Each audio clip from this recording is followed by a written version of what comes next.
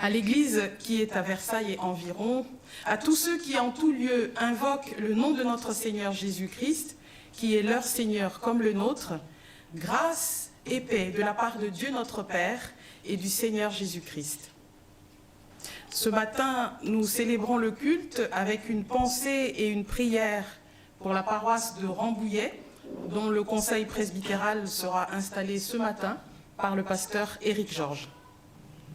Et ce matin, nous avons aussi la joie d'accueillir Hermiche et Charles Ntalani, qui présentent au baptême leurs deux fils, Lucas et Mathéo. Et nous allons y procéder sans tarder après le temps de la louange.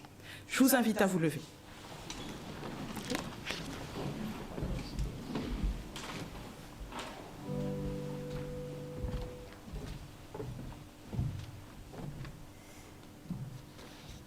Louons Dieu avec le psaume 104.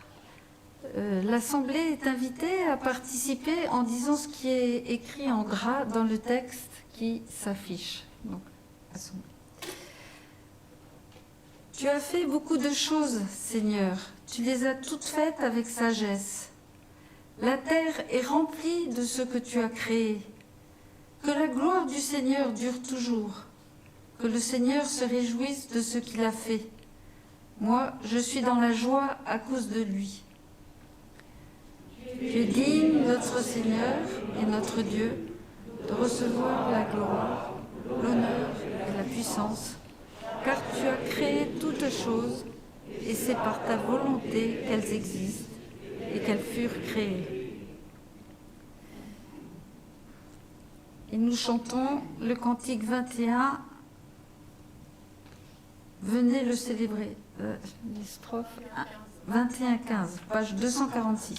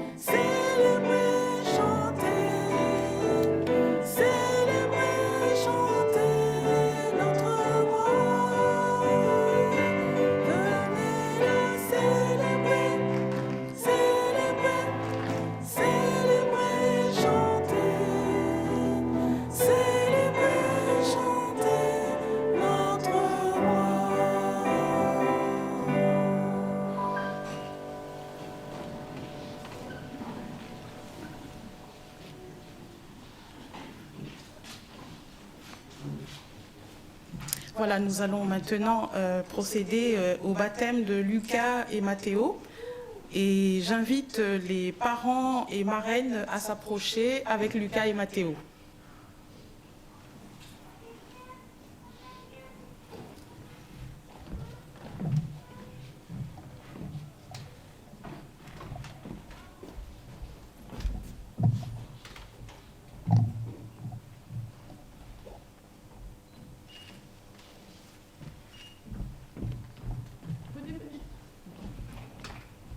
Bon. Excusez-nous, on déménage.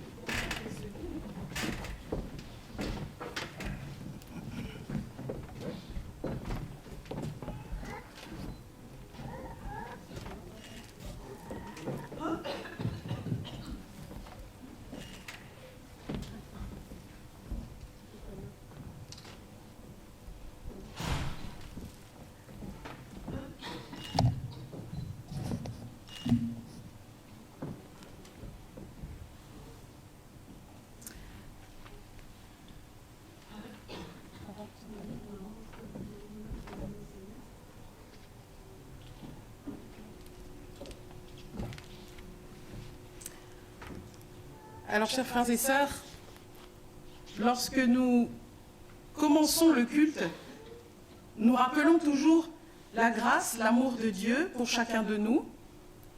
Le baptême, c'est le signe de la grâce de Dieu. L'eau du baptême signifie que Dieu nous accueille comme ses enfants et nous purifie de tout péché, non pas parce que nous le méritons, mais parce que Dieu nous aime. Le baptême, c'est un rite qui nous rappelle que nous sommes sauvés par pure grâce, parce que Dieu a décidé de nous faire du bien. Dans l'Église des premiers chrétiens, recevoir le baptême, c'était prendre un bain. On plongeait le baptisé dans l'eau, ça voulait dire qu'il était plongé tout entier dans l'amour de Dieu et il ressortait purifié de ses péchés. Il pouvait alors commencer une vie nouvelle avec Jésus. Le baptême, c'est aussi un rite de passage. Ça signifie que notre vie va changer totalement. On va abandonner la vie qu'on avait sans Jésus pour entrer dans une nouvelle vie avec Jésus. On va devenir membre d'une nouvelle famille, la famille chrétienne, la famille des enfants de Dieu, et on va commencer à marcher avec Jésus en écoutant ce qu'il dit et en vivant comme il nous l'enseigne dans l'Évangile. Pour les premiers chrétiens, il y a une histoire du peuple d'Israël qui annonçait le baptême chrétien. C'est le passage de la mer Rouge. Les enfants d'Israël ont traversé la mer Rouge. Ils ont abandonné leur vie d'esclaves en Égypte pour se consacrer à Dieu et marcher avec lui jusqu'à la terre promise. C'est ce que nous explique l'apôtre Paul dans sa première lettre aux Corinthiens. Il écrit « Frères et sœurs chrétiens, je veux vous rappeler ce qui est arrivé à nos ancêtres au temps de Moïse. Ils étaient sous la protection de la nuée et ils ont tous traversé la mer Rouge. Ils ont tous reçu le baptême de Moïse dans la nuée et dans la mer. » Alors, frères et sœurs, réjouissons-nous pour le baptême que vont recevoir Lucas et son frère Mathéo. Je vous invite à chanter le cantique 1403, c'est la page 212. Magnifique est le Seigneur, nous chanterons la première, la quatrième et la 8e strophe. Je vous invite à vous lever.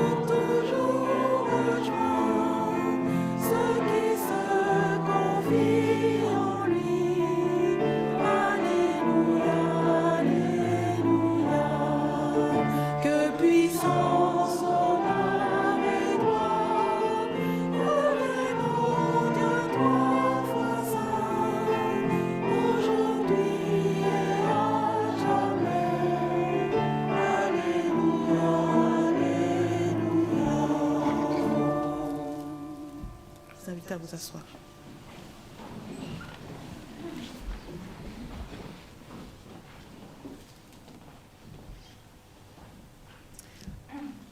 Lorsque Jésus est ressuscité, il a dit à ses disciples « Tout pouvoir m'a été donné dans le ciel et sur la terre.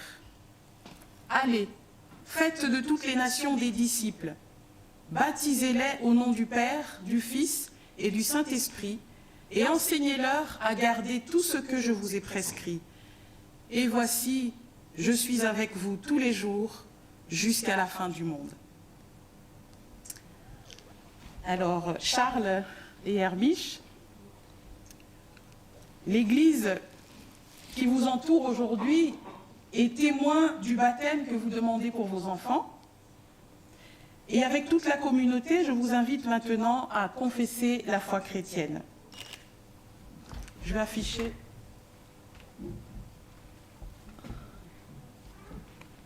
Voilà, Nous confessons la foi maintenant, nous n'allons plus la confesser après la prédication. Et je vous invite à vous lever pour faire cette confession avec les parents de Lucas et Mathéo.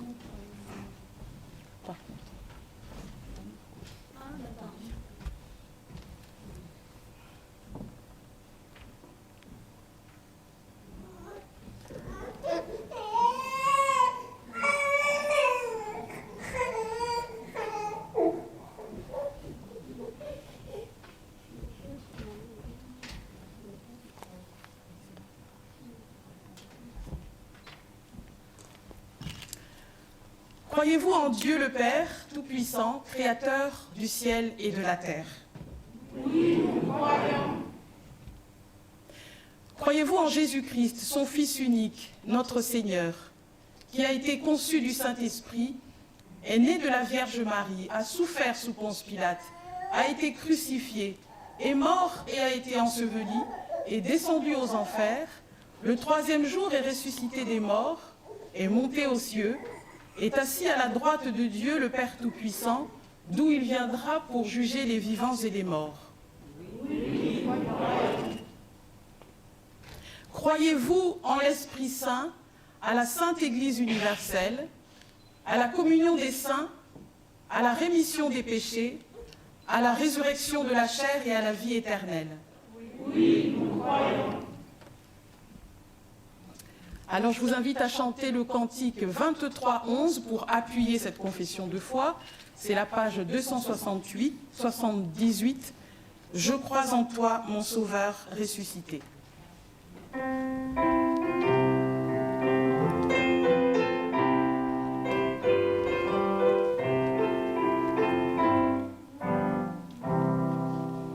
Je crois en toi, mon Sauveur ressuscité. Rien ne pourra de mon cœur ôter la foi. Je veux garder la fierté du baptisé. Ta force me conduit, Seigneur, tu es ma joie. Ô Seigneur, Maître de la vie, je chante avec amour ta gloire, ô Jésus-Christ.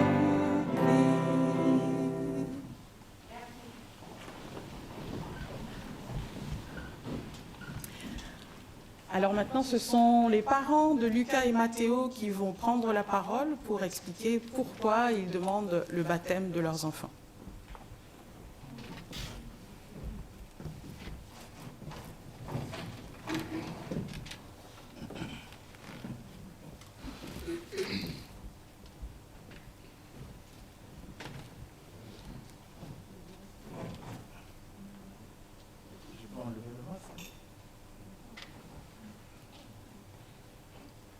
Merci pour la parole.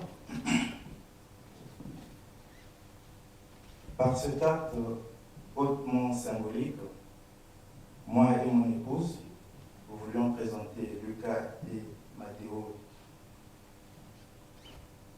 à l'assemblée que vous constituez, que nous constituons, et surtout à Dieu pour lui témoigner notre reconnaissance.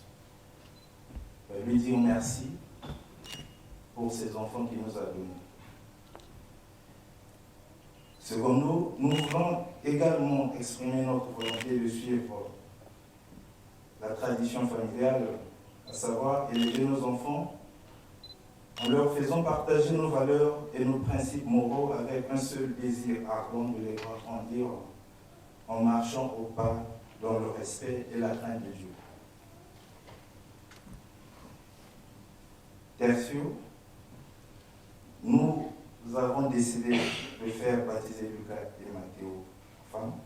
C'est parce que cet acte revêt à notre égard une signification spirituelle et évangélique. Il nous unit au Christ et nous fait participer à sa mort et à sa résurrection et nous purifie du péché. Voilà les raisons qui nous ont poussés à les présenter au baptême ce jour. Merci. Merci. Eh bien, maintenant, nous allons nous mettre devant Dieu avec les parents de Lucas et Mathéo.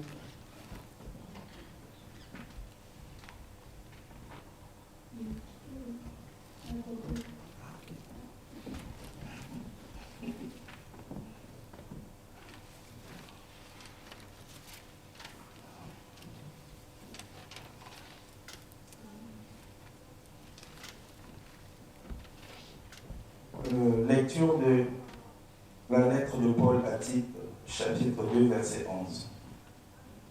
Dieu a révélé sa grâce, source de salut pour tous les humains. Elle nous enseigne à renoncer à une mauvaise conduite et aux désirs terrestres pour mener dans ce monde une vie raisonnable, juste et fidèle à Dieu.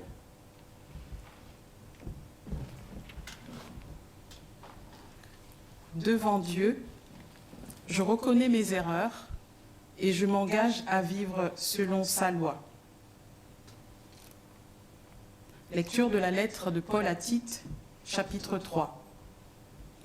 Dieu, notre Sauveur, a montré sa bonté et son amour pour les êtres humains. Il nous a sauvés et nous a fait naître à une vie nouvelle au travers de l'eau du baptême et par le Saint-Esprit. Nous prions maintenant pour être affermis dans la foi et dans la grâce en Jésus-Christ. Dieu notre Père, tu nous as appelés par notre nom. Un jour, par le baptême, tu nous as fait entrer dans l'alliance que tu as scellée par le sang de ton Fils. Nous voici, nous sommes à toi. Désormais, rien ne peut nous séparer de toi. Ton amour est plus fort que nos faiblesses, plus fort que nos chutes, plus fort que nos reniements. Béni sois-tu, Dieu fidèle à tes promesses, Dieu fidèle à ce que tu as donné, Dieu fidèle à ceux que tu as appelés. Amen. Et nous allons maintenant procéder au baptême.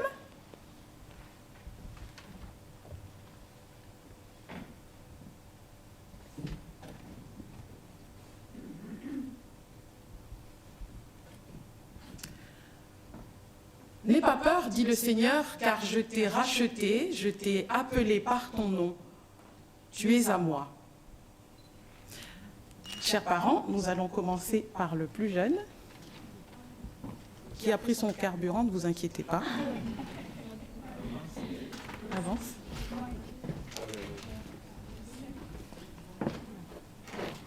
Alors, je vais vous demander quel nom vous avez choisi pour cet enfant. Son prénom ? Mathéo. Au micro pour que l'Assemblée entende. S'il a d'autres prénoms, tu dis. Non, il n'y en a qu'un seul prénom, Mathéo.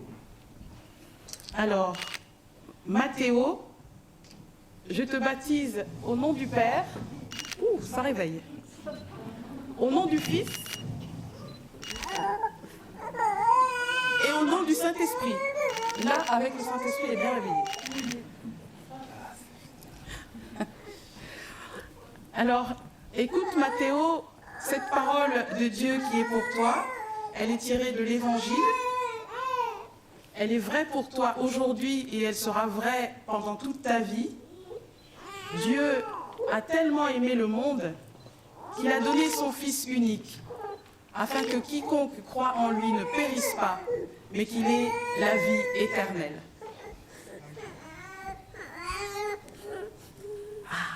Dans les bras de papa. Alors maintenant, son grand frère. Je ne sais pas si on te voit bien, Lucas. Non, on ne te voit pas. Alors. Voilà, c'est bien. Lucas. Voilà, derrière la table, on ne te voit pas. Là, c'est mieux. Avance un petit peu. Voilà. Alors, je redemande aux parents, quel prénom, quel nom de baptême avez-vous choisi pour cet enfant ? Lucas Bénédicte.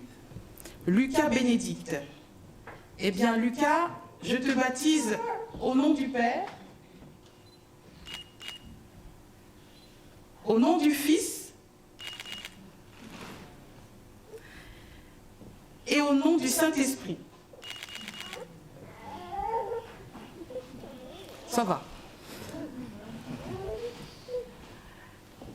Alors voici pour toi, Lucas, la parole de Dieu que tu vas essayer de garder pour toute ta vie avec l'aide de papa et maman et avec l'aide de ta marraine. Elle est tirée de la lettre aux Romains, chapitre 5. Nous mettons notre fierté en Dieu par notre Seigneur Jésus-Christ, grâce auquel nous sommes maintenant réconciliés avec Dieu. Voilà, donc pendant ta vie, tu vas essayer d'apprendre cette parole et de la garder pour toi, mettre ta fierté en Dieu et en Jésus-Christ. Voilà. Eh bien, maintenant que nous avons procédé au baptême, nous allons chanter pour nous réjouir et aussi pour prier. Parce que le prochain cantique est une prière. Seigneur, dirige et sanctifie. Nous allons chanter la première et la deuxième strophe. Et c'est le cantique 2309 à la page 276.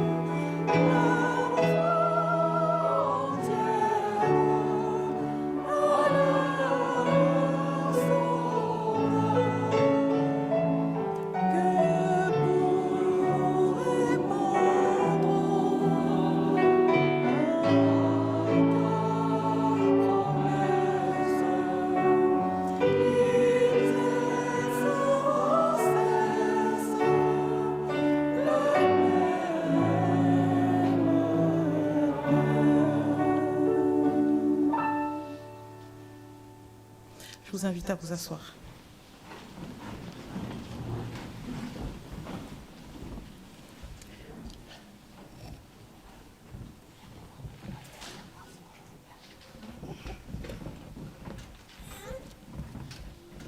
Voici maintenant le moment où les parents et marraines vont prendre les engagements ainsi que l'Assemblée. Chers parents et marraines, nous avons baptisé Lucas et Mathéo et vous vous engagez devant l'Église de Dieu à les élever dans la foi et à vivre avec eux dans l'Église locale où ils entendront parler de Jésus-Christ et grandiront avec les enfants de Dieu. Vous les porterez dans la prière et leur parlerez du baptême qu'ils ont reçu. Vous serez ainsi témoins de l'amour de Dieu et ce sera votre joie et celle de toute l'Église qu'ils confessent un jour Jésus-Christ comme leur Seigneur et leur Sauveur.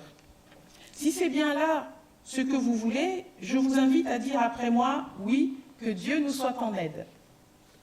Oui, que Dieu nous soit en aide. Vous avez entendu? Bien. Non, je répète toujours parce que Eux, ils se sont engagés, maintenant c'est votre tour. Et là, je vous invite à vous lever à nouveau. C'est un engagement solennel de l'Église. Frères et sœurs, voici donc Lucas et Mathéo. Par ce baptême, nous attestons qu'ils sont enfants de Dieu. Ils sont ici chez eux et vous êtes leur famille spirituelle. Comme nous le disons toujours, vous leur accorderez, ainsi qu'à leur famille, le soutien de votre prière. Et nous rappelons aussi qu'aucune contrainte ne les retiendra dans la communauté chrétienne, et s'ils venaient à s'en séparer, vous affirmerez qu'ils pourront toujours y retrouver leur place. C'est ainsi que vous serez pour eux et leur famille les témoins de l'amour de Dieu, et ce sera notre joie à tous de les voir un jour confesser avec nous que Jésus-Christ est le Seigneur. Est-ce bien là ce à quoi vous vous engagez? Oui. C'est un peu timide, hein? Bon, on y va, bien fort tous ensemble. Oui, que Dieu nous soit en aide. Et nous chantons le cantique 5604 pour rendre grâce pour ce baptême, pour ces baptêmes, rendre grâce à Dieu. C'est pour cet immense bonheur la première, la deuxième et la troisième strophe.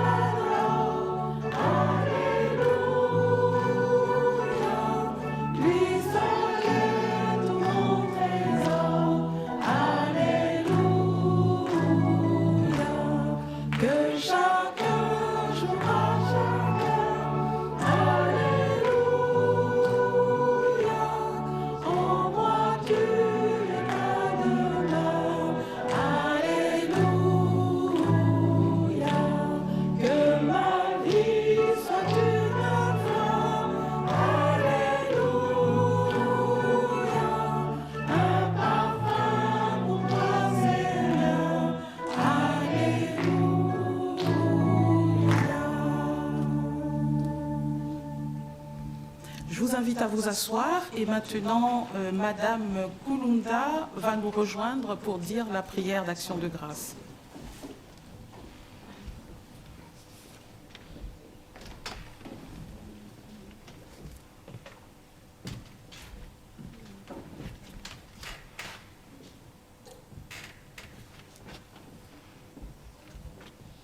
Je fais une prière d'action de grâce pour Mathéo et Lucas. Nous prions, Seigneur, pour Lucas et Mathéo, que tu as adoptés aujourd'hui comme les enfants. Aide-les à grandir dans la foi. Donne-leur un cœur humble et ouvert aux autres. Éclaire dans les difficultés. Protège-les contre les influences mauvaises et guide-les dans la vie.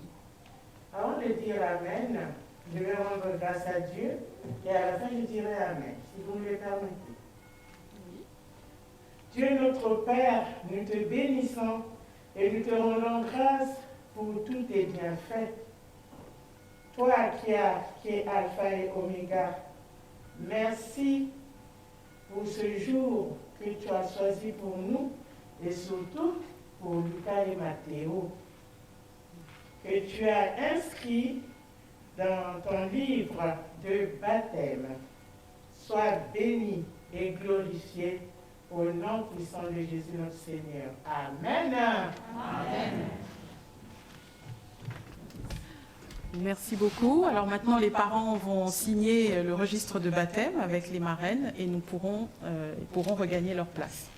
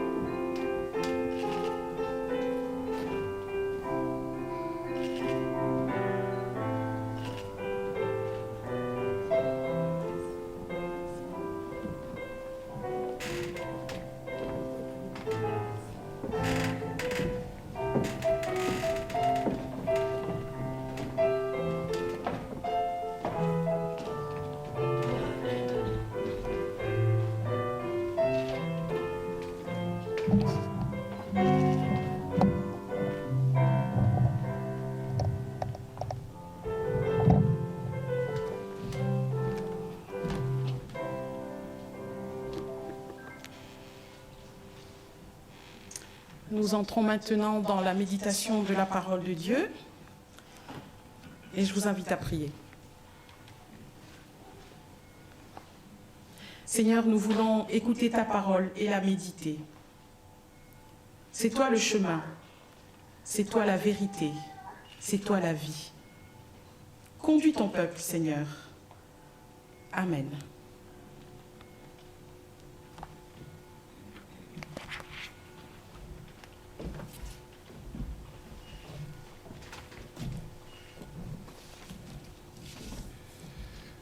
La première lecture est tirée de la première épître de Jean, chapitre 5, les versets 1 à 9.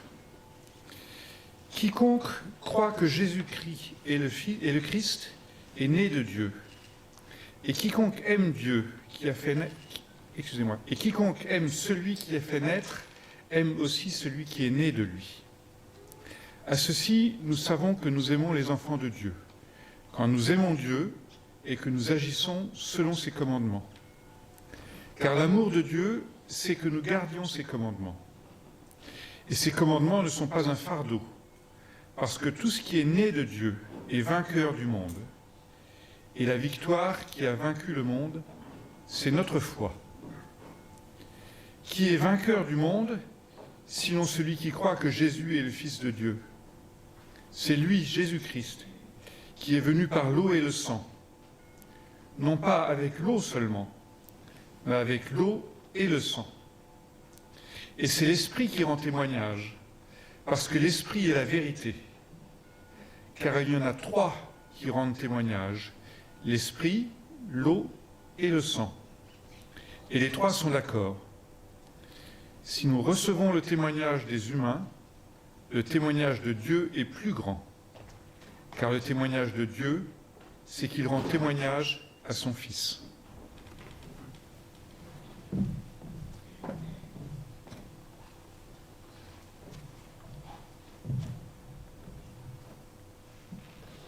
Et nous Lisons dans Marc au chapitre 1 les versets 7 à 11. Jean-Baptiste proclamait : il vient derrière moi, celui qui est plus puissant que moi, et ce serait encore trop d'honneur pour moi que de me baisser pour délier la lanière de ses sandales. Moi, je vous ai baptisé d'eau. Lui vous baptisera dans l'Esprit Saint. En ces jours-là, Jésus vint de Nazareth de Galilée, et il reçut de Jean le baptême dans le Jourdain. Dès qu'il remonta de l'eau, il vit les cieux se déchirer et l'Esprit descendre vers lui comme une colombe. Et une voix survint des cieux. « Tu es mon Fils bien-aimé. C'est en toi que j'ai pris plaisir. »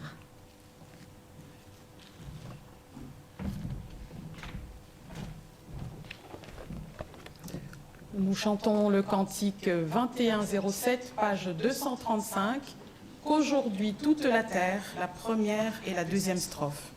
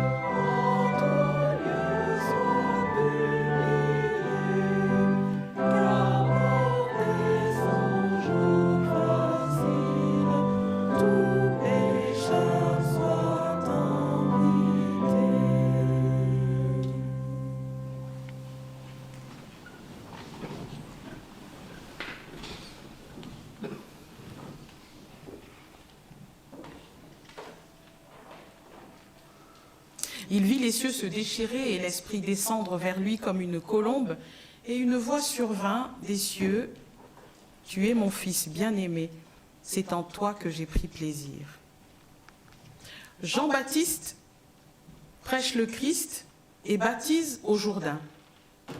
Tel est le commencement de la bonne nouvelle dans l'évangile de Marc.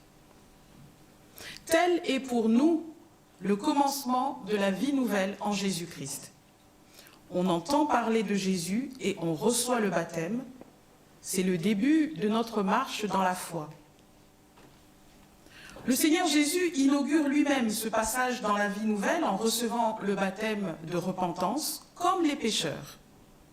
Et c'est étonnant de lire dans l'Évangile que le Christ, le Fils de Dieu, le Sauveur, le Saint, se fait baptiser comme les pécheurs.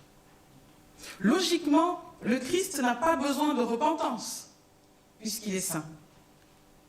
L'évangile de Matthieu fait d'ailleurs ressortir cette question lorsque Jean-Baptiste dit à Jésus « C'est moi qui ai besoin d'être baptisé par toi, et c'est toi qui viens à moi.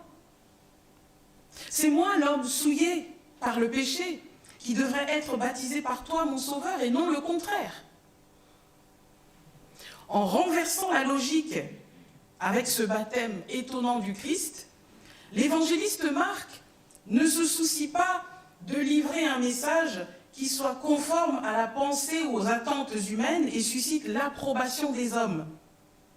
Non, Marc veut rendre témoignage au Christ et proclamer que Jésus, le Sauveur, est à la fois Fils de l'homme et Fils de Dieu. Il est à la fois homme et Dieu. Le Sauveur que Dieu nous donne est un homme comme nous, qui a connu nos fragilités d'homme et qui nous apprend, par son propre exemple, à marcher avec Dieu. Un homme qui vient dans l'humilité se placer sous le regard de Dieu, dans la repentance et le baptême. Un homme qui est comme un fils devant son Père. Un fils d'homme qui est obéissant jusqu'à la mort, dira l'apôtre Paul dans sa lettre aux Philippiens. Et Jésus, en recevant le baptême, annonce effectivement déjà sa mort et sa résurrection. Le Sauveur que Dieu nous donne, c'est aussi beaucoup plus qu'un homme. C'est le puissant, dont l'autorité est telle que nul ne peut se tenir devant lui et le toucher. Jean-Baptiste dit qu'il n'oserait même pas se baisser devant lui pour délier la lanière de ses sandales. Or, dans la Bible, c'est Dieu qu'on ne peut ni voir ni toucher. Cet homme, Jésus, que Dieu reconnaît comme son Fils après son baptême, c'est le dépositaire du Saint-Esprit. C'est le Fils de Dieu qui plonge les hommes dans le Saint-Esprit. C'est Dieu lui-même qui se donne et qui nous donne son esprit pour que nous puissions le connaître et être en communion avec lui. Dans l'homme Jésus, qui reçoit le baptême au Jourdain, c'est Dieu qui pose l'acte solennel du salut et de la purification des pécheurs. Par cet acte, Dieu dit aux hommes son amour. Il nous dit qu'il s'est donné lui-même pour notre pardon et notre salut. Alors vous avez remarqué que dans l'évangile de Marc, Jean le baptiseur n'accable pas ceux qui viennent se faire baptiser en disant « Repentez-vous, sinon vous brûlerez en enfer ». Jean ne fustige pas les pécheurs comme le font Luc et Matthieu, qui traitent les candidats au baptême de race de vipères. Dans l'évangile de Marc, Jean est un prédicateur humble et doux. Il est doux dans sa manière d'inviter les foules à la repentance, sans les bousculer. Jean est humble parce qu'il s'abaisse devant le Christ en l'annonçant comme celui qui vient avec la puissance de Dieu et du Saint-Esprit. Jean honore le Seigneur. Il ne se prend pas pour une célébrité qui veut faire de l'ombre à son Sauveur. Il parle de Jésus de façon à s'effacer totalement pour que tout l'honneur revienne à Jésus.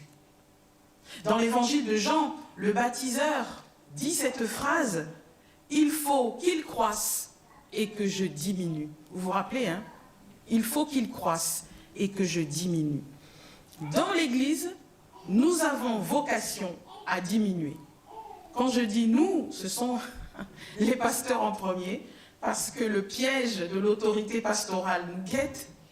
Et puis, quand je dis nous, c'est chaque chrétien, quel que soit son rôle dans la communauté. Nous, en tant que témoins du Christ, nous sommes appelés à diminuer pour que le Christ croisse dans les cœurs, pour que sa parole grandisse chaque jour et édifie de plus en plus le peuple de Dieu. Diminuer, s'abaisser, s'effacer, pour que seul le visage du Christ rayonne dans les cœurs et que sa voix seule se fasse entendre pour communiquer les paroles de vie. Vous avez remarqué aussi, comme nous venons de le voir, que dans le récit de l'évangéliste Marc, Jean-Baptiste ne résiste pas à la demande de baptême de Jésus. Le Seigneur vient simplement au Jourdain et Jean le baptise sans débat, parce qu'il sait qui est Jésus. En effet, Jean-Baptiste, c'est la voix qui criait dans le désert pour annoncer la venue du Seigneur, pour prêcher la repentance, amener le peuple à la conversion, afin qu'il soit prêt à accueillir le Seigneur. Jésus, qui vient se faire baptiser au Jourdain, c'est l'accomplissement de ce que Jean annonçait. Le Seigneur est là, au milieu de son peuple. Il ne méprise pas les pécheurs, il ne se tient pas à l'écart. Il habite au milieu d'eux et leur donne sa présence. C'est ce que nous pouvons entendre dans le fait que Jésus vient de Galilée pour se faire baptiser. Et il y retournera après l'arrestation de Jean-Baptiste. La Galilée, c'est un territoire où se mélangent les populations, les religions, les cultures. Et à Jérusalem, ville sainte, sanctuaire de la foi juive, on n'aime pas ce mélange. Les Juifs, les Grecs, les Phéniciens, les Syriens, les Égyptiens, bref, ce brassage culturel et religieux n'est pas du goût des bons croyants de Judée, Et il a fait de la Galilée une région que le prophète Ésaïe appelle le carrefour des païens, le territoire des étrangers, la Galilée des gentils ou des nations. Donc Jésus qui vient de Galilée pour se faire baptiser au Jourdain, c'est le Seigneur qui devient un homme et vient demeurer parmi les hommes dans leurs péchés. Jésus ne cherche pas à être entouré par le comité des purs et des parfaits, sinon il serait allé à Jérusalem, il passerait son temps au temple.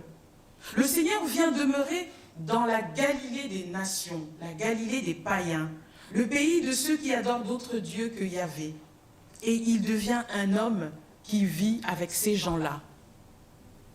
Et ça nous rappelle le prologue de Jean. La parole s'est faite chair et elle a habité parmi nous, pleine de grâce et de vérité. C'est le Seigneur, habitant parmi les pécheurs, qui va recevoir comme eux le baptême de repentance, pour leur dire qu'il est avec eux, pour les encourager et les sauver. Je crois que c'est ce sauveur-là que Jean-Baptiste baptise au Jourdain, un sauveur qui est proche des hommes, un sauveur qui aime le pécheur, non pas pour l'encourager dans l'erreur, mais pour l'accompagner avec compassion sur le chemin de sa conversion. C'est ce sauveur-là que Jean accueille sans discuter, et nous accueillons aussi dans nos cœurs ce Jésus-là qui est venu pour être notre ami et notre sauveur. Au moment où Jésus sort de l'eau, le Saint-Esprit descend sur lui sous la forme d'une colombe, et Dieu s'adresse à lui en disant « Tu es mon fils bien-aimé ». Alors, la colombe, c'est un animal qui doit nous arrêter, parce que c'est un symbole très fort, très important dans la Bible. Dans l'histoire de Noé, évidemment, la colombe annonce la fin du déluge et le commencement d'un monde nouveau qui est purifié par l'eau. Tiens, l'eau du baptême. Dans l'histoire de Jonas, qui avait été envoyé à Ninive pour annoncer sa destruction, mais finalement Ninive s'est repentie et a été sauvée, tiens, le nom du prophète, Yona, signifie colombe. La colombe est également un animal qui sert au sacrifice d'expiation et de purification, au même titre que l'agneau. Alors vous voyez, l'aspect du sacrifice dans le symbole de la colombe est très important. Il est même fondamental dans la compréhension du message que l'Évangile nous livre sur le baptême de Jésus, et nous allons le voir dans la suite.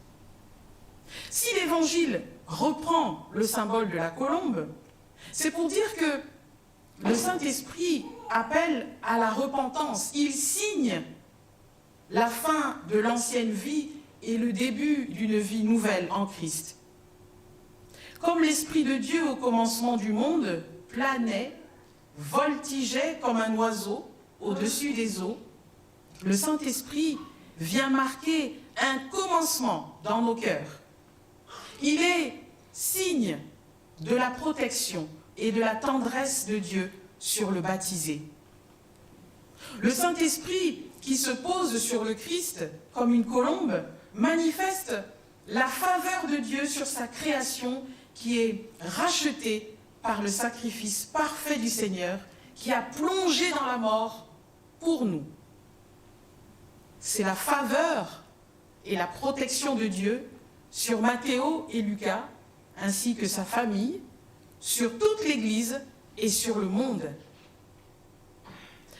En reconnaissant Jésus comme son Fils, Dieu le présente comme celui qui vient de lui et qui est l'objet de tout son amour, de toute son affection, de toute sa joie. Et cet aspect est très significatif. Ça veut dire que le jour de notre baptême, Dieu nous accueille comme des enfants bien-aimés, des enfants qui sont déjà aimés de lui. Parce que Dieu parle à son Fils au Jourdain, au passé et non au futur. C'est important aussi de le noter. Dieu dit, tu es mon Fils bien-aimé, c'est en toi que j'ai pris plaisir, c'est en toi que j'ai mis toute mon affection. C'est toi qu'il m'a plu de choisir, c'est toi que j'ai choisi avec joie, les différentes versions. Tu as déjà mon approbation. Dieu ne dit pas que Jésus fera sa joie et aura son approbation après coup, quand il aura constaté que Jésus fait bien tout ce qu'il attendait de lui. Non. Avant même que son ministère ne commence, Jésus fait déjà la joie de son Père. Car l'amour de Dieu est premier. Bien avant que nous devenions chrétiens, bien avant notre conversion, Dieu nous a aimés et nous a regardés avec bonté.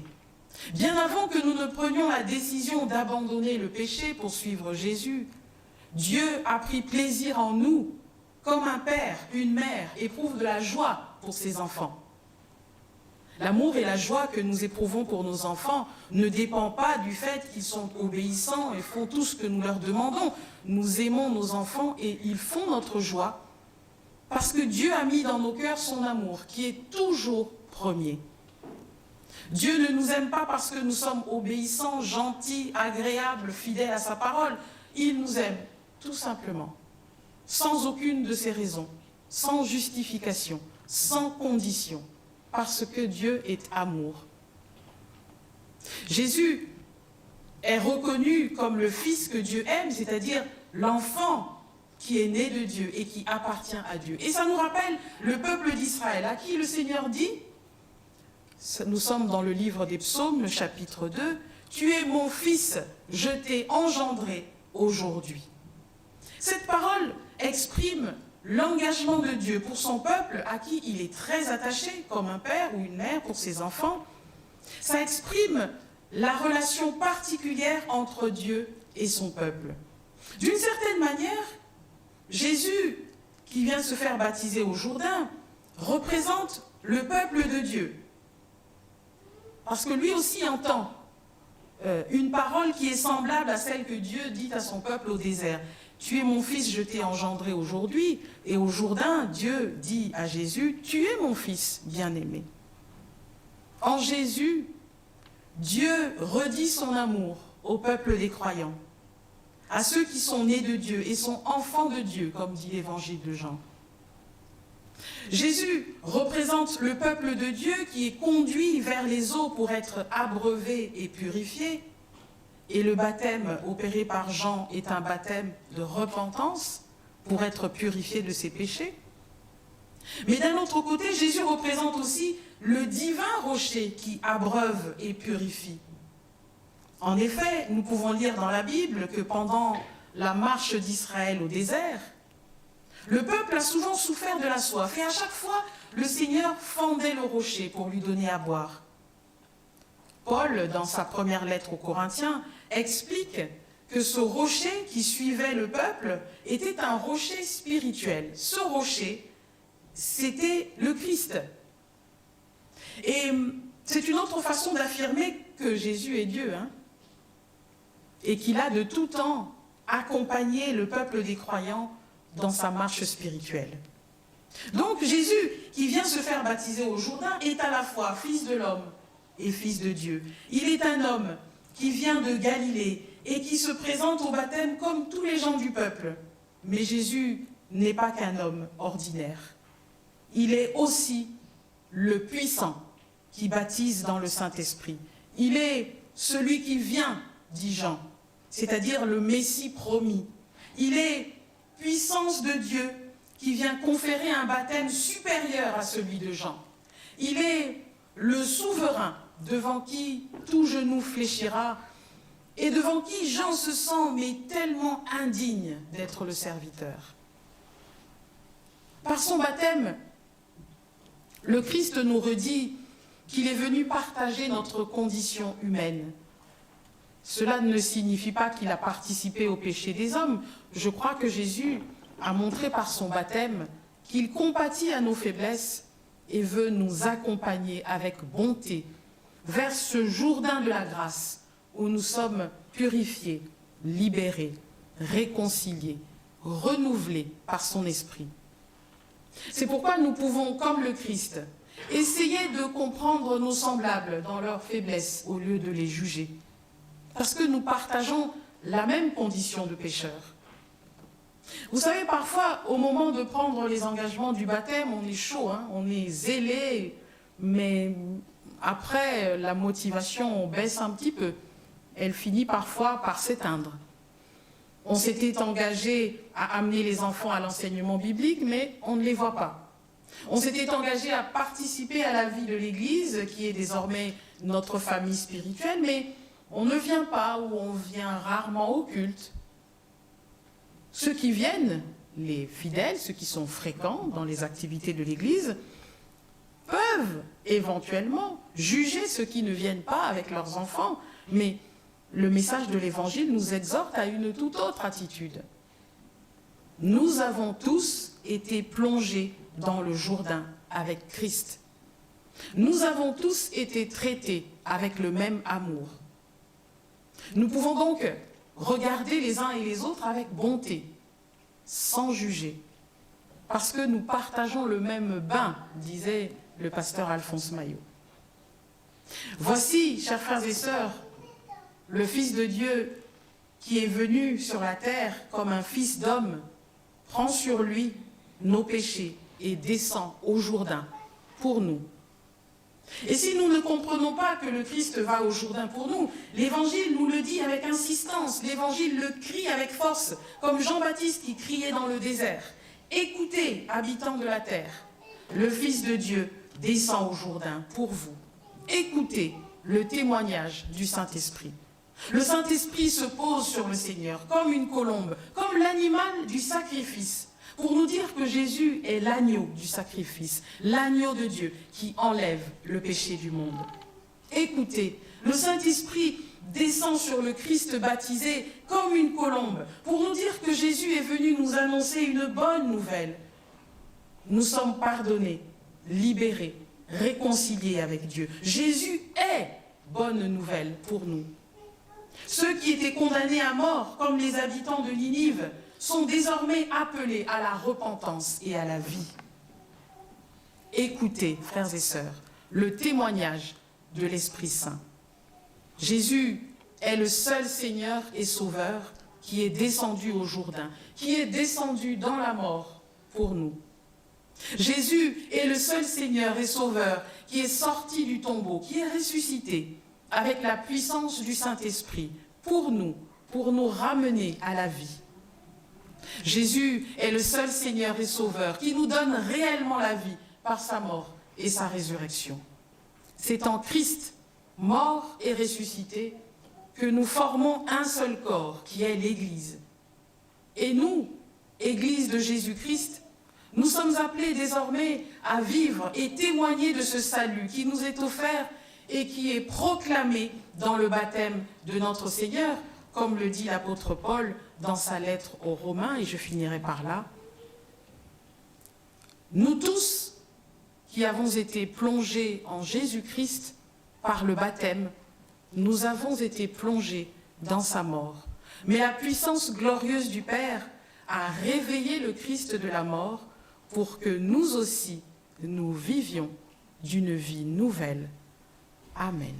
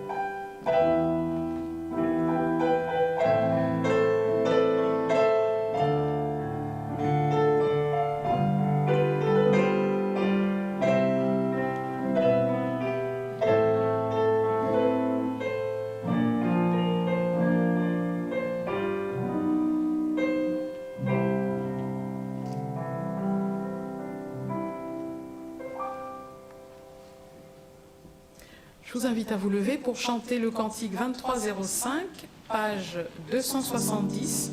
Nous célébrons un saint mystère, les 4 strophes.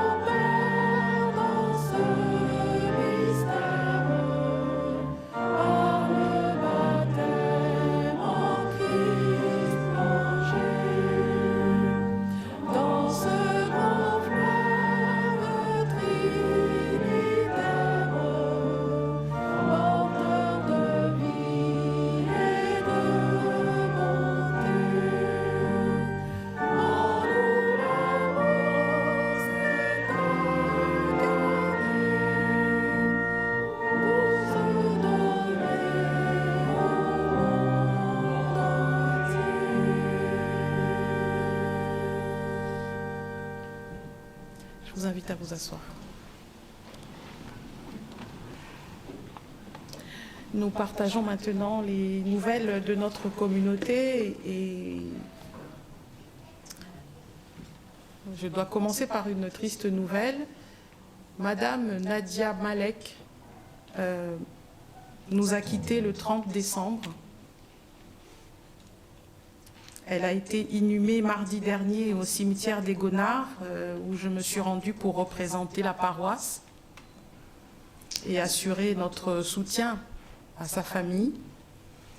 Et un culte d'action de grâce a été célébré hier après-midi à l'église protestante évangélique de Chambourcy. Je crois que Aude y a été avec Guy. Donc Aude a représenté notre communauté à Chambourcy pour ce culte d'action de grâce. Voilà, nous connaissons Madame Malek, paroissienne fidèle, fervente, discrète dans sa foi. Et voilà, c'est une grande perte pour notre communauté. Alors vous savez qu'avec la pandémie, c'est devenu très compliqué les organisations d'activités. Je vous invite à consulter régulièrement le site de la paroisse ou bien à téléphoner au secrétariat si vous voulez avoir des informations sur certaines activités. En tout cas, vendredi prochain, le 15 janvier à 20h, le groupe Bible After Work se retrouve sur le thème « Les chrétiens au travail ». Alors, s'il y a des gens qui viennent à Bible After Work, corrigez-moi hein, au cas où je me trompe, c'est bien ici? Non, c'est en Zoom. C'est en Zoom. Ah, autant pour moi. Voilà, donc le lien sera envoyé par Gaël. Voilà. Et c'est à 20h. Dimanche prochain, le culte sera célébré au temple avec le pasteur Éric Georges. Et puis, vous allez peut-être recevoir dans la semaine une confirmation pour ceux qui viennent au groupe biblique chez Catherine MacLeod. Évidemment, là aussi, on a quelques... Enfin, il faut qu'on se réorganise. Peut-être que ça se fera ici au Centre 8, mais il faut qu'on ait encore quelques confirmations de la part du président du Centre 8. Voici le moment des offrandes. Nous offrons à Dieu nos dons pour faire vivre son Église et témoigner qu'il est vraiment le Seigneur de nos vies.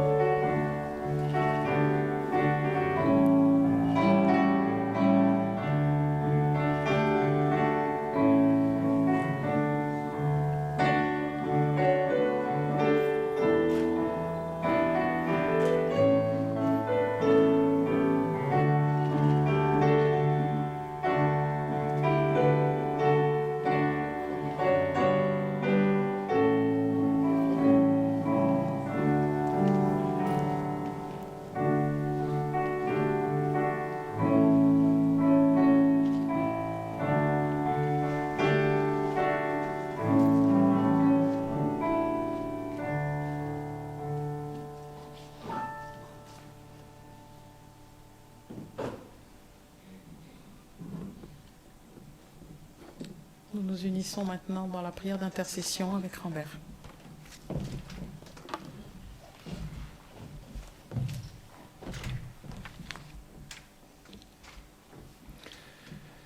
Seigneur, tu nous as appelés par notre nom.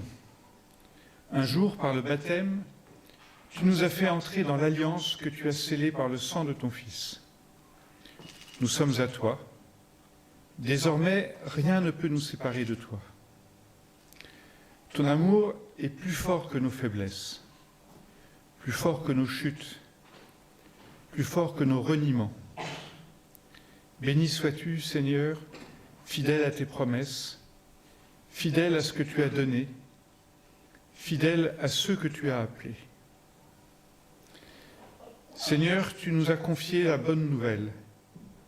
Tu nous l'as confiée pour les pauvres, les maudits, ceux pour lesquels on dit du mal, les mépriser, les laisser pour compte, consoler en passant, inviter à se soumettre, à patienter, à comprendre, à attendre encore et toujours une délivrance, un bonheur si lointain. Pour eux, que notre vie soit une bonne nouvelle. Seigneur, tu nous as confié ta bonne nouvelle. Tu nous l'as confiée pour les doux, tournés en ridicule, démunis devant la violence. Pour les miséricordieux, qui n'hésitent pas à pardonner et dont on abuse souvent. Pour les cœurs purs, qui cernent ce qui est vrai et se font traiter de naïfs. Pour eux, que notre vie soit une bonne nouvelle. Seigneur, tu nous as confié ta bonne nouvelle. Tu nous l'as confiée pour les affligés, qu'on ne peut consoler dans leur deuil, qui deviennent indifférents à force d'être accablés, durs à force d'être seuls. Pour les malheureux à qui on ne peut rien donner, dont on peut seulement peut-être partager le silence. Pour eux, que notre vie soit une bonne nouvelle. Seigneur, tu nous as confié ta bonne nouvelle. Tu nous l'as confiée pour les affamés de justice, qu'on dit inconscients ou subversifs, et qu'on engage à être plus raisonnables.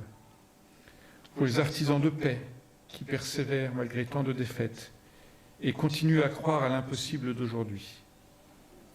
Pour eux, que notre vie soit une bonne nouvelle. Renouvelle pour nous, Seigneur, le baptême de ton Saint-Esprit. Tu l'as promis à ceux qui te le demandaient avec foi. Nous te le demandons aujourd'hui, et nous te disons tous ensemble, Notre Père, qui es aux cieux, que ton nom soit sanctifié, que ton règne vienne, que ta volonté soit faite sur la terre comme au ciel. Donne-nous aujourd'hui notre pain de ce jour. Pardonne-nous nos offenses, comme nous pardonnons aussi à ceux qui nous ont offensés. Et ne nous laisse pas entrer en tentation, mais délivre-nous du mal. C'est à toi qu'appartiennent le règne, la puissance et la gloire, pour les siècles des siècles. Amen.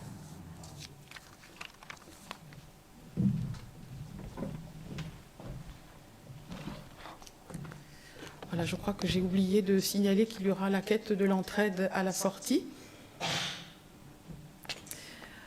Eh bien, je vous invite à vous lever pour entendre la parole d'exhortation et recevoir la bénédiction de Dieu.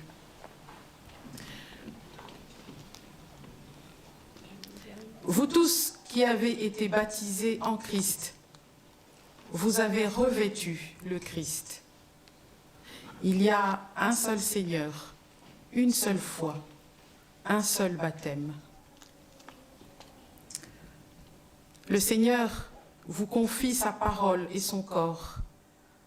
Allez donc par toute la terre.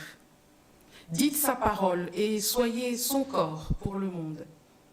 Le Seigneur vous bénit pour que vous soyez une bénédiction à votre tour. Allez dans son amour. Allez dans la paix du Christ. Amen. Et nous terminons par le cantique 62-81. Que la grâce de Dieu soit sur toi.